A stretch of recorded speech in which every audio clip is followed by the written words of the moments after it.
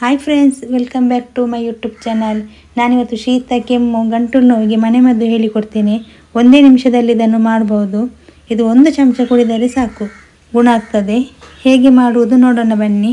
ನಾನಿಲ್ಲಿ ಇಷ್ಟು ದೊಡ್ಡ ಶುಂಠಿ ತಗೊಂಡಿದ್ದೇನೆ. ಇಬ್ಬರಿಗೆ ಆಗುವಷ್ಟು ನಾನು ಮಾಡಿ ತೋರಿಸ್ತೇನೆ. ಮೊದಲಿಗೆ ಶುಂಠಿಯನ್ನು ಚೆನ್ನಾಗಿ ಜಜ್ಜಿ ರೆಡಿ ಮಾಡಿಟ್ಕೊಳ್ಳಿ.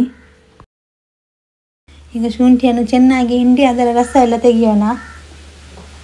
ಇನ್ನೂ ಯಾರೆಲ್ಲ ನನ್ನ ಚಾನಲ್ಗೆ ಸಬ್ಸ್ಕ್ರೈಬ್ ಆಗಿಲ್ಲ, ಈಗಲೇ ಹೋಗಿ ಸಬ್ಸ್ಕ್ರೈಬ್ ಆಗಿ, ಪಕ್ಕದಲ್ಲಿರುವ ಬೆಲ್ ಬಟನನ್ನು ಒತ್ತಿ. ನಾನು ಹೊಸ ರೆಸಿಪಿ ಹಾಕ್ತಾ ಇರ್ತೇನೆ, ಆವಾಗ ನಿಮಗೆ ಅದರ ನೋಟಿಫಿಕೇಷನ್ ಸಿಗ್ತದೆ. ಇನ್ನಿದಕ್ಕೆ 1 ಟೇಬಲ್ ಸ್ಪೂನ್ ಅರಿಶಿನ ಪೌಡರ್ ಆ್ಯಡ್ ಮಾಡ್ತಾ ಇದ್ದೇನೆ.